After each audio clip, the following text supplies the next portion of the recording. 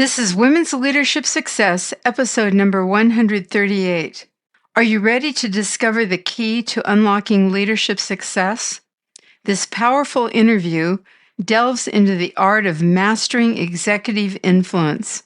Today, we explore how the most influential leaders build trust, communicate strategically, and leverage emotional intelligence to inspire action and lead with authenticity. Whether you want to elevate your leadership skills or enhance your influence across your organization, this conversation will provide actionable insights to help you lead with more impact. This episode is a must-listen for anyone who wants to refine their leadership style and learn the new paradigm of creating lasting influence and trust.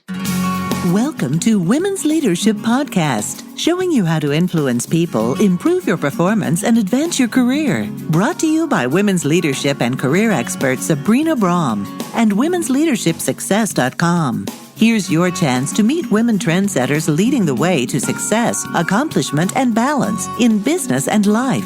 No matter if you're a manager, CEO, or entrepreneur, join Sabrina for coaching and no-nonsense advice to improve your career and bottom line. Lida Citroën is an award-winning author of 8 books. She empowers global executives, entrepreneurs, and thought leaders to manage how they're perceived and drive them toward ideal opportunities. She has helped thousands of individuals gain a fresh perspective on crafting a personal narrative that tells the right story to the right people about who they are. Lida is the CEO and founder of Lida 360, a keynote speaker and presenter with a popular TEDx talk.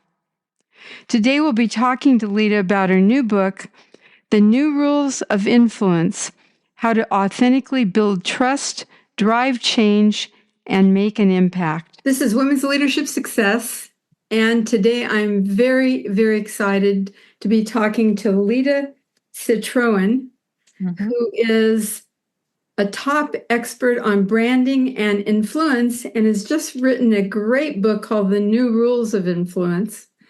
Welcome, Lida. Thank you so much, Sabrina. Wonderful to be with you. I loved your book. Thank you. You've been on the show before a few years ago, and I was thinking about it because my show is unusual in that it's been on for 15 years. And so I've interviewed a lot of different people, a lot of people that are well-known, and I have a few favorites, and you're one of them. Oh, thank you. One of the reasons you're a favorite is because you are the real deal. You are just genuinely a nice, kind person who is interested in other people. And that it gives me goosebumps. It just comes across. Thank you. And so that means to me, when you write a book and you're sharing how to do things, there's more depth here than I would get in a lot of interviews with some people. I'm not saying everybody, but I just really appreciate you. And I read your book, and I wanted to ask you to share a little bit about your background growing up, because it seems to inform why you're writing this book. Can you tell us about that? Yeah, and it's funny because this is my 7th book, and I'm just now telling my story. But I think that's how it is for a lot of us, right? We don't start by making ourselves vulnerable. We sort of lean into it. I grew up in Southern California in the Hollywood, Los Angeles area, where everybody's tall and leggy and beautiful and wanting to be discovered. I never wanted to go into entertainment, but I was surrounded by a lot of really pretty people, and that was fun. It almost imprinted a little bit of a misconstrued narrative about superficiality and things like that. But, I got into business. After college, I got into work and I started climbing that corporate ladder. Interestingly, I spent time in the entertainment industry and in cosmetics. So I was also surrounded by really pretty people. So maybe that's key to my success. But, I did the corporate thing for 20 years. I climbed the corporate ladder. I did what I was told. I kept getting recruited away from jobs because I'd been really successful and checked all the boxes and made all the money and everybody was happy. And then I would get recruited away to do bigger and better things someplace else. Mm-hmm. And that was kind of the hamster wheel that I was in for 20 years, not really stopping to ask myself some hard questions, which I think most of us do, right? We just kind of go with what we think we're supposed to do, defining success or defining fulfillment the way other people define it for us. And I did that for a long time until I didn't. And that's really when I think the journey began. Well, I think for most of us, I certainly did that in my 20s. I was doing what other people wanted. So most of us do that. And it can be difficult to make that shift from being who other people say you're supposed to be to being yourself. And I know that starting your own business was part of what did that. So can you tell us a little bit about that transition? Yeah. And that's really when I say, I think the journey began. So it was 2008. As you might recall, the market had broken. Everybody was losing their jobs, losing their homes. I mean, it was awful in the US. And I lost my job and found myself putting the resume together and doing all that. And my husband, who is a pretty quiet guy, he lets me do most of the talking. If you haven't figured out, I'm kind of talkative. He said to me, he goes, instead of just putting another resume together and getting another job, he goes, why don't you figure out what you really want to do? And I just looked at him like the simplest question. It just changed everything for me. Because I started to write down an ideal job description. What would I love to do? What had I been successful at? What had I been, personally rewarded for? And I realized there just isn't a job for that. So I started a company to do that. I wanted to serve and contribute and speak, which I love to do, and write, which I love to do, and coach, which I love to do. But companies don't hire you to do that in their company. You have to have it on the outside. I'd also spent 20 years doing branding and marketing and business development for big companies. But I thought it would be more interesting to start a company focused on people. So instead of building a company or a product brand, I wanted to build a company about personal branding. And today, everybody knows what that term means. But 16 years ago, nobody knew what personal branding was. And I was constantly having to explain it over and over and over. But because of where the market was, that offer was exactly what was needed. And it took off. And I started a business. Wow. Beautiful. And I like the questions you have in the book. You asked, could I be someone who truly motivated and inspired people? What is my purpose? And what would the authentic me feel like? Can you just elaborate a little bit more on that? I mean, those are big questions, right? Those aren't like, let's talk about this over coffee in the morning. Those are the questions that I want to interrupt you right there, because we don't often just take the time to ask ourselves the important questions. Yeah. Go ahead. But to build on that, we don't take our time. Yet if you ask most people how self-aware they are, most people would say they're very self-aware. Right. But then you start asking, in the book, I ask some really hard questions. And most people are telling me that's where they have to slow down, or they read the book twice to answer those questions. But you're right. Some of the questions I asked myself is like, what am I here for? Is my life just about that hamster wheel? And is that all that this is? And then you get to retirement and then you look back and go, thumbs up, did a good job. Or is it something more? Yeah. And it was terrifying to ask myself those questions, because I think maybe as women, as potential leaders, we don't know what we're capable of. And so sometimes we don't ask the hard questions, because if we reveal what we're capable of, then we might actually have to do that. And I did. I went there. I let my imagination go there. And I just set a course that what I had done before had got me to this point. I was not discounting it, but it wasn't what I wanted to do going forward. And I was able to do a lot of that because I was starting my own company. So if I reported to someone else or I was in that corporate hierarchy, I would have different levers of accountability. But my accountability was all to me and being able to feed my family. So I had that little bit of luxury to ask myself, but it's not easy. It's not easy to ask, what does authentic feel like to you? Right. You know, what could you do if you weren't afraid? It's so cliche, but it's really profound. Right. And you've done such an incredible job. You know, if you read in the book your background and what you've accomplished, you've accomplished a lot in your career. What helped you to begin to develop the confidence? You went from not feeling very confident to the person I know is a very confident woman. So what helped you? What would help other women and men listening to this show? Yeah.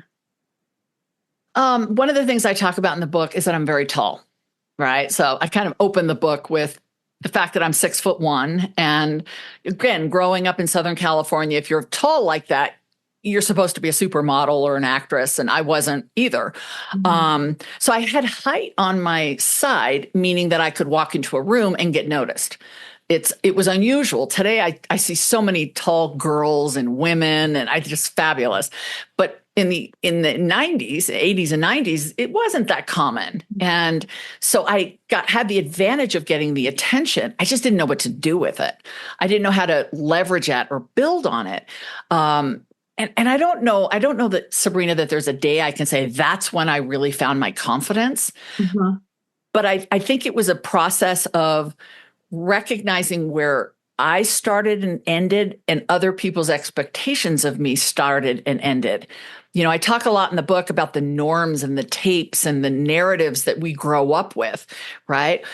For years, probably even still to this day, if I'm truly honest, I still struggle to be on stage and have no sleeves on, right? Like a cap sleeve or like a, what do you call it when there's no sleeves, right? Because I was raised that you always cover your shoulders. Ladies cover their shoulders. You know, I don't wear high heels because I'm tall and I don't want to scare the boys, right? Those were tapes that I was told. But then you start going, wait a minute, is that fact or is it fiction? And so, you know, sometimes today I'll even make a deal out of it and I'll put on high heels in front of an audience and I'll take my jacket off and just have, you know, my exposed shoulders. And the audience erupts in cheers because so many of us have those messages that we grew up with that really have no basis in fact or reality. They're just stuck in there. And I think my confidence started happening when I started questioning them. So noticing ways of thinking that were no longer useful, you didn't need anymore. Yeah, and they really didn't serve me to begin with. I just adopted them as truth. Yeah. Yeah. You said COVID had a big impact. Tell me what happened during COVID. Yeah, I think everybody had an impact for. You know, I had lost my father. What's that? It's still having an impact. Oh yeah. I mean, we're still getting it. But I had lost my father in 2019, and this is the person that on this planet I was closest to, identified the most with. He and I finished each other's sentences. I mean, I was daddy's girl. And he passed in 2019. And my work schedule at the time, I was writing another book. I was traveling and speaking all over the country. I was living out of airports. So 2019 was kind of a blur because I was able to stay in work mode and not really process. And I had planned actually for March and April, I was coming back off of some travel. I had planned to have some downtime. And I literally planned it in my calendar. I was going to take walks at the lake across from where I live, and I was going to meditate and pray and just really understand the grief that I was going through because I'd kind of put it off to the side. Well, then COVID hits. And yes, I got the time off, but it wasn't in the same way. And, you know, I think what I talk about in the book is the point that we have to be agile. We have to be able to flex. And yes, I needed to process what I was going through in my life, but I also needed to respond because I have a business to run. Right. And I think a lot of people, myself included, for a period of time, sort of stopped and didn't know what to do because we didn't know how long this was going to last. But I know for myself, I started investing. I invested in equipment and cameras and microphones because I had to create a new business model. And I think that agility is something I'm really proud of. I did finally get the time to go through the grief process. Readers of the book have asked, how did everything turn out? But I think what we also came through with that experience, and I say we globally, Right. is that things look different, right? So however we went into the pandemic and we got through it, we came out the other side with some different goals and some different priorities, right? We didn't want messages scripted anymore. We didn't want things cleansed and sterilized before they go on a billboard or they go on social media. We wanted human connection, that fiber that binds us as people. And there were elements of that during the pandemic that really brought leaders to their constituents and brought, communities together. Right. We wanted to learn from that, not just simply put it aside because now we were back in the office. So when we talked about a month ago, you were so excited about this book, and you said you were asked by the editors to do something different than you had done before. And I'm wondering if that fits in with the COVID and everything that happened.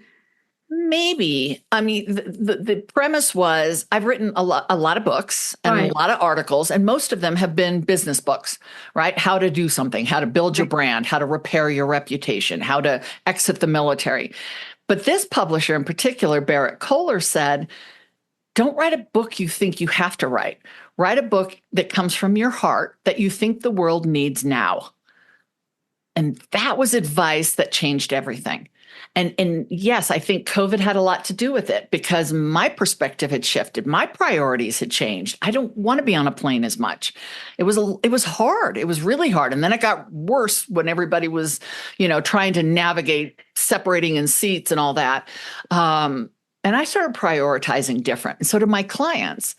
So, they unleashed an authenticity in me that came through in the book, I hope, that is scary. It's very scary to share all of that with people, but it's also what we need to do to become tighter as a community. Yeah, it's a beautiful book. I love the book. So you ended up challenging old rules. Can you talk about what the old rules are and kind of what's the new perspective now that you're bringing to the table? And I am challenging old rules because I think the old rules didn't serve everyone. I think the old rules of executive presence, that you had to look a certain way, you had to sound a certain way, you had to walk into a room with gravitas, which is this amazing thing that we say is so important, but yet none of us can tell you what it is or how to get it. But we know it when we see it. That's what HR professionals say. We know it when we see it. We just don't know how to tell you how to get it. That's a lot of fun. That just didn't work for everyone, right? I spent so many years trying to be that model, but that model wasn't right for me. And you look at all of these marginalized or underrepresented voices and communities that want to have something to contribute. They want a seat at the table. They want to make a difference and have lasting impact, but they don't fit that model. And so for us, we needed a different model. And that's what the new rules of influence is. It's much more consumable. It's much easier to digest. It's relevant if you're a 22-year-old content creator who wants to share a message on social media, or you're trying to start a movement, or you just want to lead your team to feeling better about their work. So it's wherever you are. The book really speaks to a much broader audience than I think the narrow concept of executive presence really did. So I have two questions, so you can help me which one to ask first. I'm wondering why should people listening want to influence what's happening? And what does it mean to do that? What is influence? At a basic level, influence is having impact. It's having sway. It's affecting the conversation, right? And it can be as small as I want to be able to raise my hand when my team meets and not feel like I'm afraid everyone's going to laugh at me, right? That can be influence. I want to influence the decisions my team makes. I want to influence the decisions my company makes, or the way that my company does things. Or I want to influence a country or a society or a community.